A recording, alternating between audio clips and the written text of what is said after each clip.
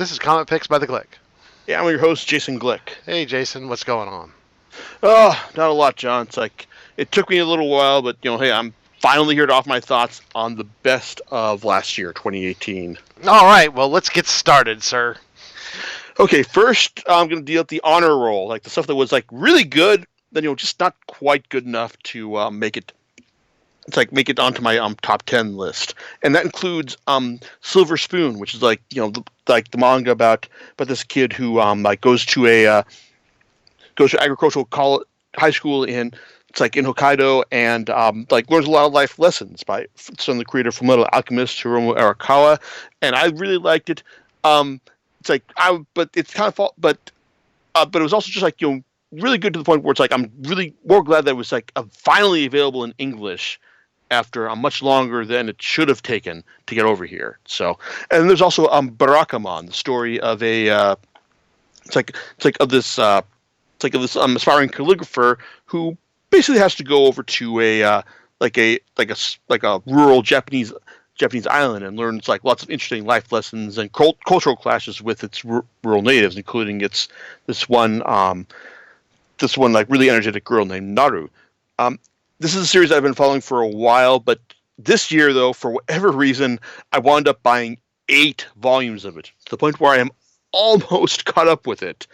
And it's like I only got 2 more volumes to buy to become current with it, and then 2 more after that are going to be released this year, where that's going to be it. So it's had a lot of good parts that I enjoyed. There are some parts of its current storyline that I just kind of thinking are just kind of eh. But you'll expect to hear more about it once the final volume comes out, and I get caught up talk about it in it's been good, lot of good fun. And then there's also Rogue Gambit, Ring of Fire. Now I don't talk a lot about X-Men comics for the end of the year because while I'm a diehard X-Men fan, it's there's been a lot of stuff that's just been the ceiling for X-Men in recent years has been good rather than great. But Rowan Gambit, this miniseries by Kelly Thompson and Ramon Perez, actually did the impossible, the really hard, and actually getting me to care about this long-time X-Men relationship. It's to the point where it's Thompson's working and reestablishing Rogue Gambit's relationship actually made a lot of sense, to the point where their surprise wedding, in X-Men Gold Volume 6, made a lot of sense, and and it actually got them their own series, which I'm very much looking forward to reading when it's collected.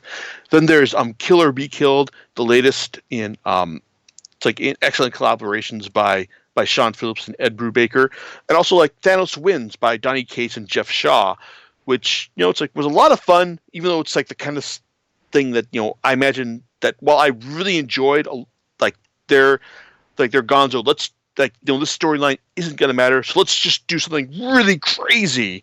It's this is how you approach how everyone should approach filler arcs, and it's paid many dividends for them, to the point where they are now going to be the new creators on Guardians of the Galaxy going forth, and Kate says is now one of the is almost basically an A-list creator at Marvel at this point. So it's like I said, it was a lot of fun. And something that something that you want to check, it's if you want to see how much you think Thanos can be, you want to check out.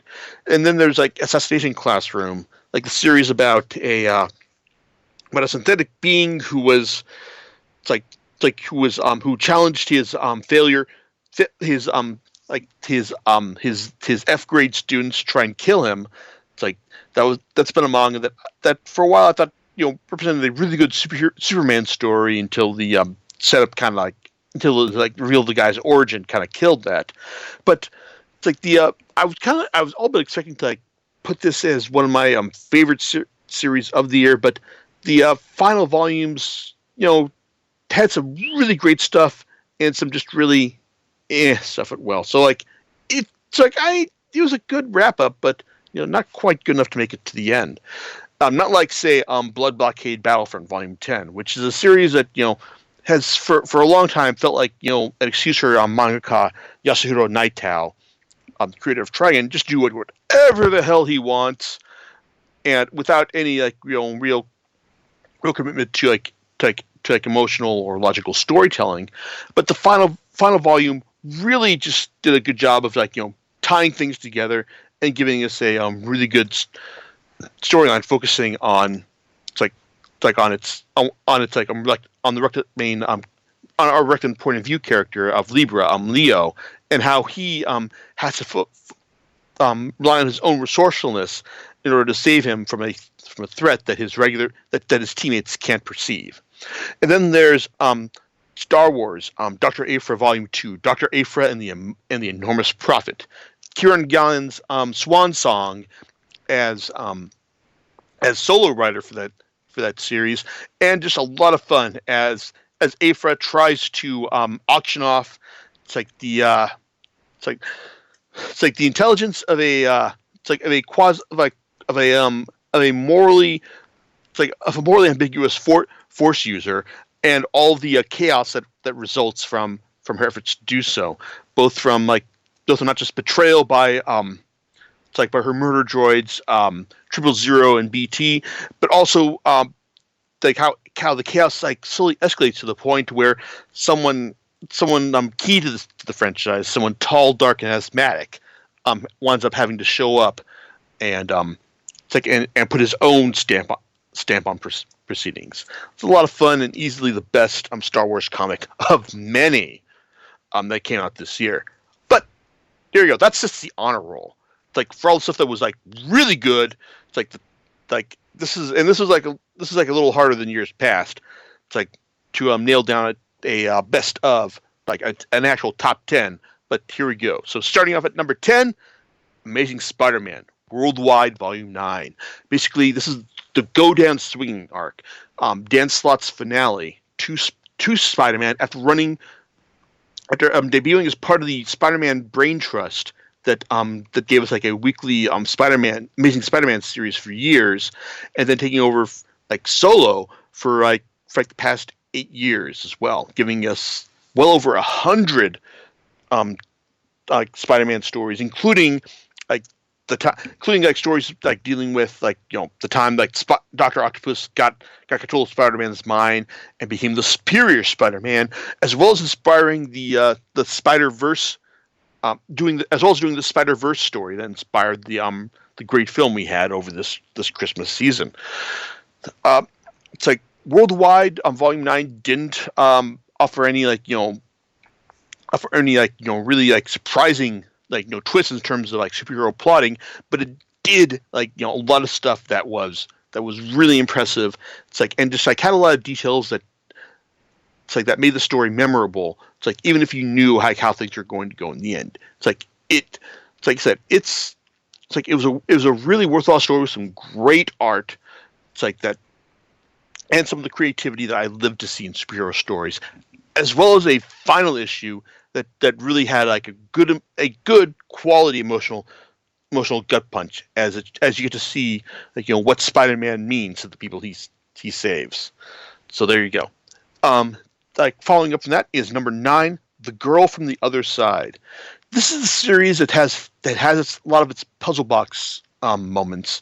That is kind of a puzzle box in the sense that you kind of wonder, what are the outsiders? What exactly do they what exactly brought them here? Why do they have this curse that turns regular humans, the insiders, into outsiders if they touch them? Why is there this one girl, Shiva, who apparently is essentially a normal girl, but apparently is immune to the outsider's touch and may even communicate their curse as well? And just how does her guardian, this outsider known as a teacher, it's able to maintain his personality? It's in light of what happens to all the other outsiders around him. There's all sorts of questions that you can ask yourself about this and drive yourself nuts. Thinking about, but really the core of this series is the relationship between teacher and Shiva.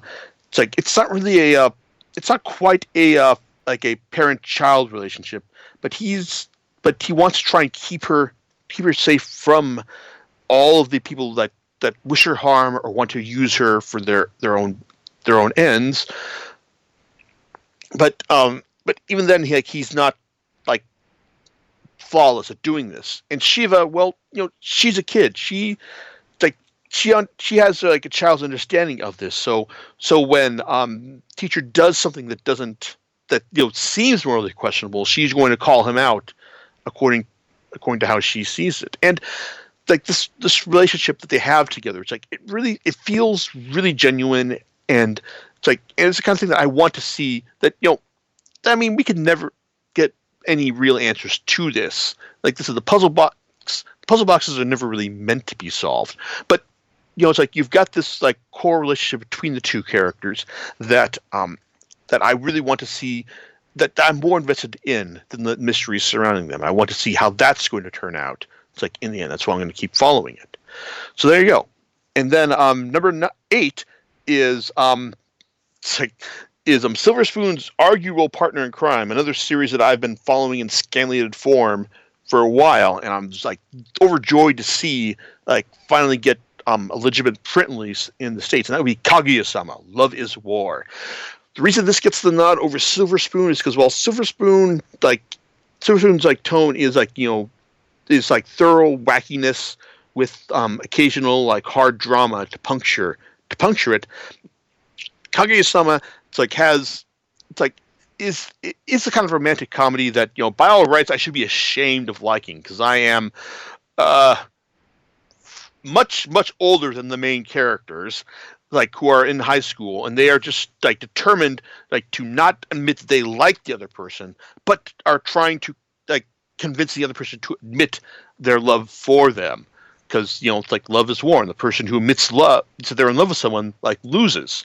So it's like it's a series that not only just manages to subvert your standard romantic comedy conventions, but also manages to grow beyond them as well. Because what really gives the series its legs is its sole evolution into an ensemble comedy, as its main characters as like seed the stage to their friends and supporting cast as well. And also the fact that there are parts when the series like really does like go for a dramatic moment, such as when Shirogane does try and give Kaguya, it's like try to show her the fireworks, and you're just kind of like, oh man, that's just so great, that's so sweet, and it's like, oh, it's a lot of fun, and it's like and the series in Japan apparently seems to be reaching its climax just as the anime is debuting as we speak. So yeah, I can assure you that not only has the series been like really great as it is, it's going to be like just as fun going forward from here on out. So then we come to number 7, which is another superhero title, and that would be All New Wolverine Volume 5, Orphans of X. Tom Taylor has done a really good job establishing Laura Kinney, formerly the character formerly known as X-23, who adopted Wolverine's mantle after Wolverine's death, and I'm saying Wolverine's death in air quotes because he's back now and she's back to being X-23. But that aside, he did such a good job establishing her like as Wolverine, as the all new Wolverine, that I would have loved to have just kept seeing her continue to be Wolverine from here on out. It's like, and Orphans of X is a great example of this, because it's basically the story about the people who are basically been wronged by Laura back when she was in her like mind controlled assassin days, teaming up to get revenge on her. And you think like, hey, people getting revenge on Wolverine, it's like, well, hey, it's like Wolverine's the best there is at what he does, so you better watch out. And that's not what happens. Instead, Laura, it's like this is a story where Wolverine does not kill anyone, who basically she eventually uses the means at her disposal to try and to convince everyone that she's just as much a victim as they are. But but it wouldn't just be. I wouldn't put this on my top 10 list if it was just it's just her saying that she's a victim too. No, it's about it's also about the messaging in there as well. How Laura realizes that like the other Wolverine types, including Sabretooth and Lady Deathstrike, who are kidnapped in this process as well, like they can't be a part of this because they complicate her message. That in the end she has to get like her friends or cohorts, Dakin, Old Man Logan, and Gabby to do the whole, hey, if you believed, if you were really as bad as you believed, we would have killed you all right now. So it's like it's something that aims to be hopeful, but is also really smart about how to present its message as well. So yeah, and I really enjoyed that, and I'm really kind of disappointed that that Taylor that Taylor isn't going to be writing like a Laura as Wolverine going forward from here, because she's now X-23 again. So there you go. But that may not be a bad thing if what I've heard about her first arc of her new series is true, and more on that later. So, but also, like, next up is the last superhero title on my list, and that would be Invincible. This is like Robert Kirkman's story of Mark Grayson and how he became. It's like how he was just like this average kid who found out that he was like the son of the greatest superhero of Earth, Omni-Man. It's like came to an end this year, and it was a very, very satisfying end. As he fought his arch nemesis. It's like in the sun to the death. It's like, and then took out, and then also dealt with it's like one of his main antagonists as well. It's like Robot, who had lots of good ideas, but ultimately just couldn't quite follow through on them, like in the way that worked well enough for everyone. But this is like for a series that built itself as possibly the best superhero series on the planet. It really did a good job of living up to that for the majority of its run, and also just the fact that that Kirkman, Brian Otley, and Corey Walker just felt the need, like, hey, it's we're gonna try to break all the superhero rules we can here, including the rule that all superhero comics have to run forever. So in the end, Invincible didn't run forever. It came to an end, and what an end it was. It's thoroughly fantastic, and I loved it. So moving up the list again, we have number 5, which is Angelic, Airs and Graces. Now, Simon Spurrier is a guy who loves to do stories that aren't quite about what you think. It's like what you think they are. It's like this is like the series about it's like a winged teenage monkey teaming up with a with like a wall. It's like with a walrus who flies around in his pod. It's like, it just sounds like weirdness when I talk about this, but it's really just like coming of age story. Is the as this monkey learns about the world around her, it's like it finds out that everything she's been told hasn't been quite true, especially as we find out the truth about this world, and that it's basically the world that we live in, and what exactly happened to it that basically led it to be inhabited by a bunch of winged monkeys, walruses in flying pods. Oh, and cats who are basically who can basically fly and transport anywhere.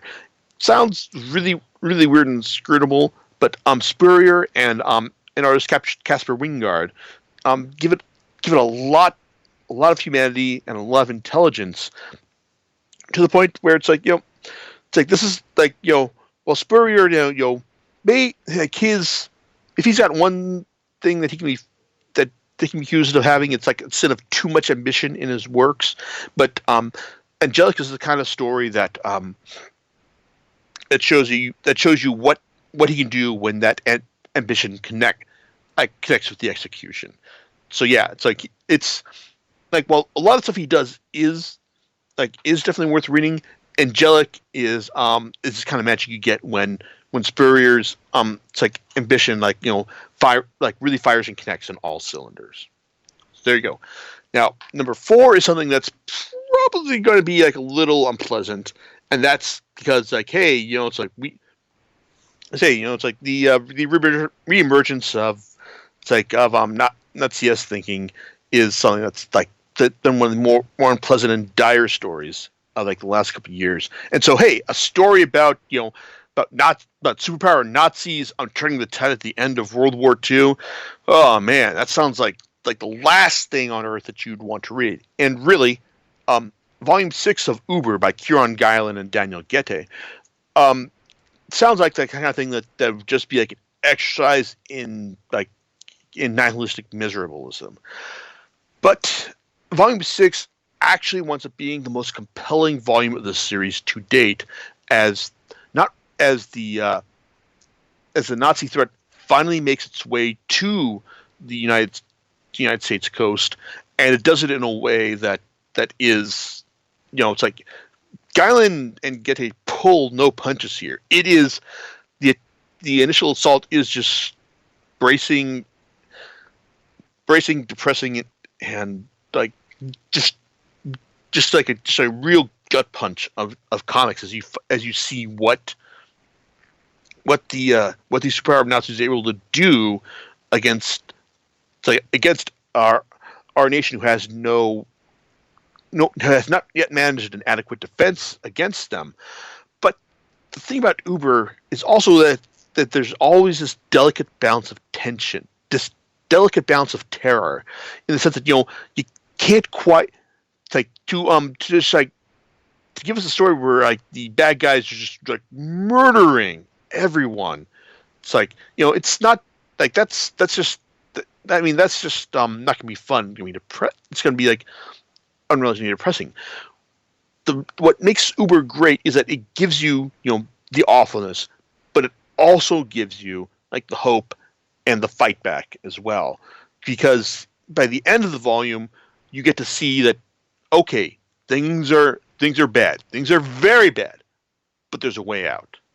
That we may be able to go and we may be able to win this as well, and that's what really gets me at the end. What gets it up here as well? Just that extra balance of terror between the awfulness and the hope that gets me.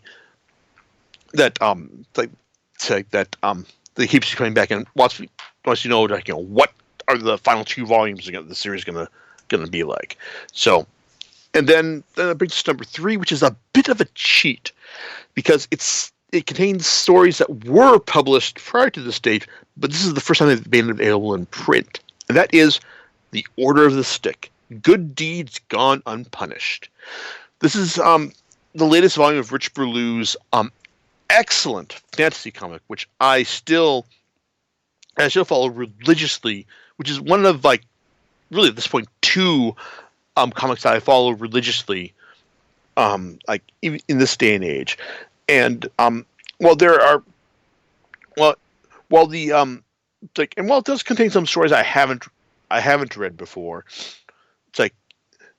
including the story of Thurkla trying to read the latest volume of her fantasy novel, or Mr. Scruffykins just running around doing his thing. The thing that really gets it on this list is the story of Ochul, the paladin whose wallet reads "bad motherfucker." It's in the series. It's a story of how he was given the order to try and find out why these hobgoblins are attacking. It's these settlements out like on the outskirts of Azure City, and how he has to deal with has to deal with a coward. It's like it's like a cowardly recruit, a it's like another paladin who is not quite telling the truth about who he really is. It's like and some hobgoblins who wind up deal. It's like just like strung along for the ride as well.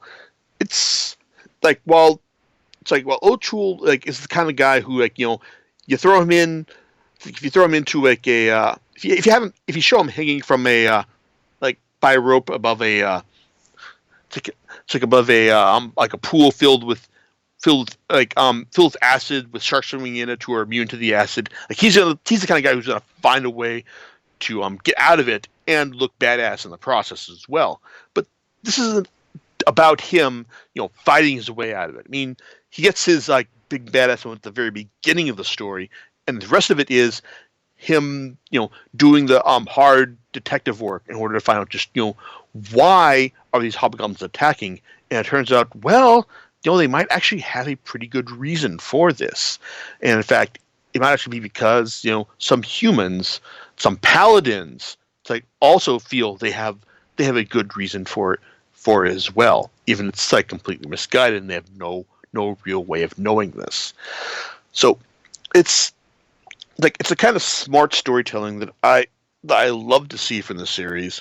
It's like, and yeah, even if like these stories didn't, even if the main story didn't come out in the same year, it's like I am absolutely going to reward this series, for giving us such a great story in print and reminding me and how I could reread it and be reminded that hell yeah, this is fucking great. This is why the Order of the Stick rules. So, not quite as much though as my number 2 pick, which is Punisher: The Platoon, because it's like while there's some writers who whenever they return to a certain character that it's an event. Like whenever Neil Gaiman returns to write the Sandman, it's like hell yeah. It's like that's like, oh man, that's exactly what I needed in my life. I think after the Punisher: The Platoon, we can reserve the same status for Garth Ennis and the Punisher, because while Ennis's output has been really decidedly uneven over the past couple of years, the Platoon shows that when he puts his mind to it, it's like he can still deliver greatness. He and artist Goran Parlov, who is his collaborator in a lot of his Marvel work over in recent years. And the Platoon is basically the story of Frank Castle's first tour in Vietnam. And what makes it great is that it not only works as a Punisher story, as something that you read this and you can understand. Okay, yeah, I could see how how Castle got started. It's like on the road to becoming the Punisher after reading this. But it also works as a great war story as well, as a look at Vietnam in terms of saying hey, here's America, the superior force, that we had everything, and that we went to a situation that was so completely fucked up that we were going to lose no matter how, even though we had people as fictionally ultra competent as Frank Castle running the show there. And there's also some great tricks as well, such as when we find out when we're being told the Vietnamese side of this, and then the characters suddenly go, the characters who are talking to our unseen narrator basically go, wait, how do you know about this? It's a nice trick to acknowledge that omniscient third person perspective that we get in these stories, and it winds up being a great vehicle to show not just it's not just a story about how the Americans saw this conflict, but how the Vietnamese reacted to it as well. So yeah, it's the Punisher: The Platoon. It may say Punisher in the title, but it's really a first-rate war story. It's to be it's like as well. So yeah, it's like it's. I mean, like, I can't imagine what else would draw Ennis back to the character after this. But I would totally be there because this shows that Ennis knows the character like no one else. It's like writing him today. Yeah, but in the end, it's like it's being Puncher the Platoon kind of like it's one of the things that shows you that hey, it's like a character that a writer and an artist can come back to a character that they defined years ago and tell us new stories about him as well. Because there's always that worry that you can't go home again. That it's like after you've done your like big like definitive work, it's like to try and go back to it is just like risking like creating something that stories that undermine it and make you question like well, was this really as good as I initially thought it was? I mean, you only need to look at Frank Miller and his subsequent Dark Knight stories to see an example of that. But sometimes there are the creators who can go back, who can not just who can go back to what they've done and fill in the blank, not just fill in the blanks, but do it in a way that that reminds you wow, this is why I love this series so much. This is why it's like it was so great in the first place. The kind of return that makes you go that just that not just like rounds out the experience, but also just like lets you know it's like yeah, it's like it's like this really is a classic work. Like it's like it's gonna that this classic work is as good as I remember. And that's what brings me to my number one pick for the year. That will be Stray Bullets, Sunshine and Roses. I've been waiting years since David Lapham started doing this. Not really a prequel, but basically an interquel, because basically it comes between the first two volumes of Stray Bullets, where the first volume introduced us to average kid Orson who falls in love with Beth, who was part of the underworld that was established in the first volume, and then in volume 2 that we finally find that they've gone somewhere out west and they're living like on the run from the people we met in the first volume, and just wondering, well, how the hell did we get here? Not only does Stray Bullets, Sunshine and Roses tell us the story of how this happened, it tells it in a way that is so far like just about the equal of of that of the original series. Because Stray Bullets, it's not really, it's never been a realistic series, but Lapham's storytelling has been such that his confidence in telling you the story, that even its more outrageous aspects have you feeling that hey, you don't think this is just so crazy, it could actually happen.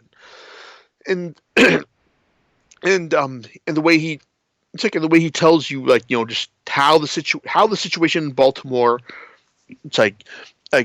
evolved to the point where just showing you how Orson fell deeper and deeper into being the kind of crazy outlaw that that would run off with someone like Beth, and just why Beth would risk all to save her friend Nina from the situation she wound up getting herself in. It's magical, really. It's the kind of thing that that by all means shouldn't have worked, but it does. It reminds you of everything that Lapham showed us in his in volume 6 Stray Bullets proper, that he knew that he had to recalibrate his storytelling.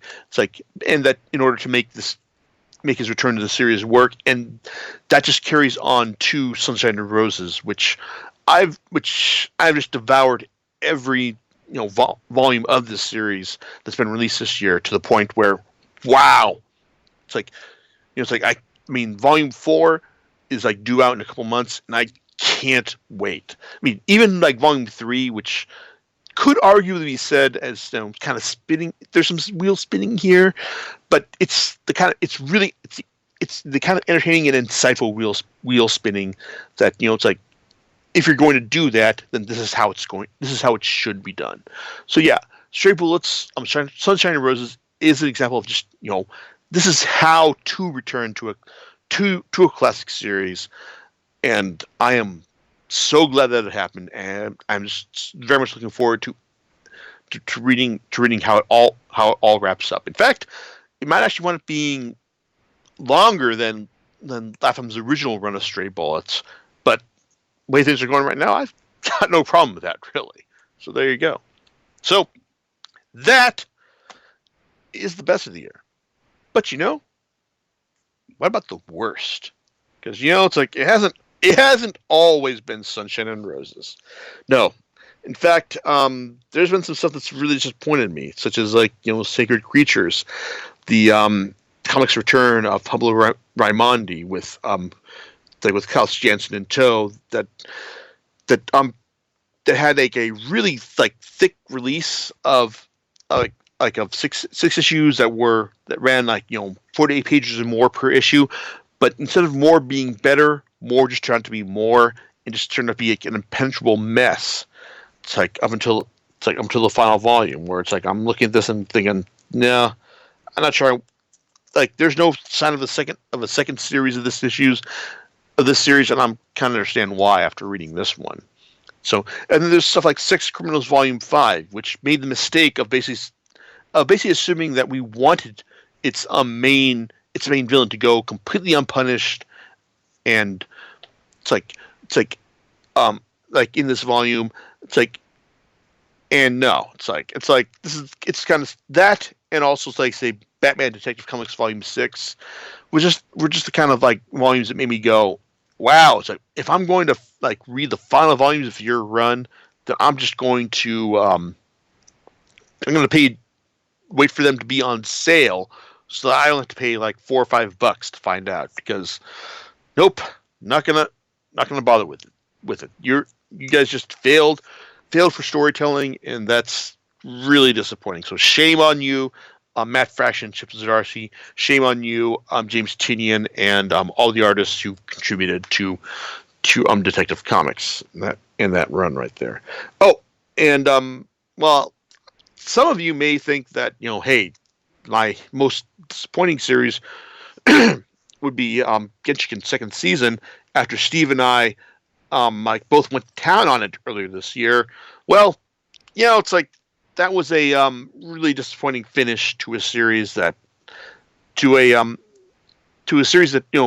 original run I really loved, and whose second run spent a lot of time like devoting a lot of energy to making a particular setup work, even though it was just like not going to. So, and then in the end, it just like its final choice just basically said, "Oh, fuck this." It's like there's like that. It's a series that just in the end just like was really disappointing. It's like I've shit on this enough. It's like it doesn't deserve any more of this. I thought that for everyone, if you listen to me talk about the best of the year so far, you really deserve something special. It's like for like what's what I thought was the worst of the year. And so here it is. Anthony Bourdain's Hungry Ghosts. So here's how it works. Anthony Bourdain passed away after committing suicide earlier this year, and that was a goddamn tragedy by any regards.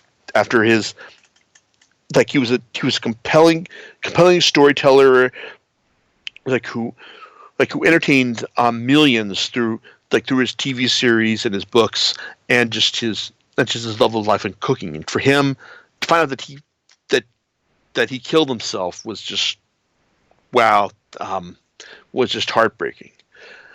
And it was under this cloud that Hungry Ghosts, the initial offering from Berger Books, was collected.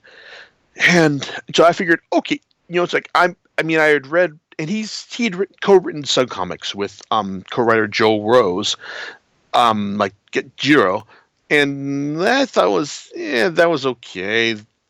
No, I didn't think it was good enough to just like prevent me from selling it a while ago. But I thought, okay, well, like Hungry Ghost is like him teaming up with artists like Francesco Francavilla, Irene Cole, Alberto Ponticelli, and Paul frickin' Pope to do like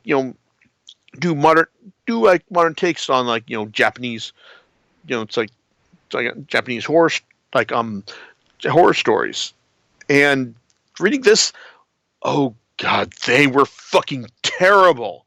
It's a story. One first story has like a guy like turning away his like this hungry homeless person is like, no, not gonna feed you, and the hungry homeless person turns into a giant skeleton, and like the guy runs away, and the skeleton eats him, and his like before he can get back to his family, and the family's like, oh no, he's been eaten by a skeleton. It's like, what?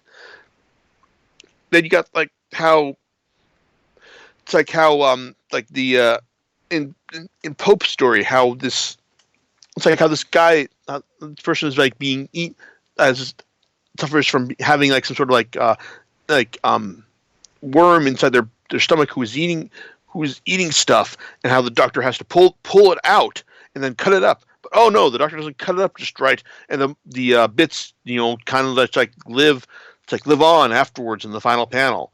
It's like, oh, and then there's one guy who runs an inn who sleeps with a frost spirit, and she it's like, and then he's like it's like lies to her, screws about it. I can't remember, and she just like gets angry with him, and it's like and sleeps with him, and he dies in the snow. And then it's like these stories are being like told like by a bunch of like cooks who are who are like serving a bunch of like evil evil people, and then like evil businessmen, and then it's in the end it's revealed that oh no, these cooks are just evil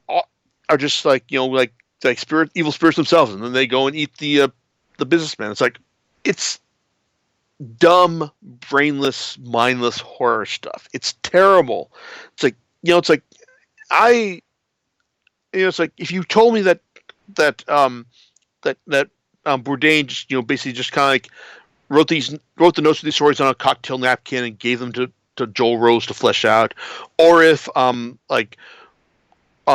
Rose got this just like was just writing this like having like after having secured Bourdain's participation, and I believe that because it's these are terrible. These have none of the wit and imagination that Bourdain brought to his writing and his TV projects, and the level of talent that was involved. You could tell these are people who looked at this and thought, like dude, I'm going to work with Anthony Bourdain. Fuck yeah, I'm in. And then I would like to think that some people looked at it like, wait, this is what I have to draw. Oh, okay, well, I've already said yes, and I've cast a check. Well, might as well do this. It's like, it's really disgusting. And the only reason I didn't write about this when I got my copy of the book is because I felt it would have been disrespectful to like just to talk about this. It's like it's like in light of what happened, not in light of Bourdain's passing earlier this year. So, but it's like I figured like, hey, if you listen if you're listening all the way to the end here, then well, this is your reward. So it's like congratulations right there. So there you go. You get my that's my worst of the year. Anthony Bourdain's Hungry Ghosts. He's done lots of better stuff, and you should just remember his memory by watching some episodes of No Reservations or Without Borders. So there you go. All right. So, but looking forward to next year. Well, we've got lots of endings. We've got the final volumes of The Wicked and Divine, hopefully East of West, as well as Prison School and I Am a Hero. So those are just the ones I can think of off the top of my head. So I'm very much looking forward to seeing if they can deliver, and hopefully maybe one, two, or maybe all of them are going to wind up on the best of list next year. I can only hope. Same is the case for Marvel's big event coming in a couple months, War of the Realms. And I'm mentioning this because this is the rare Marvel event where I think the last one they did was Secret Wars, because that one was based on the build up to Jonathan Hickman's run in Avengers.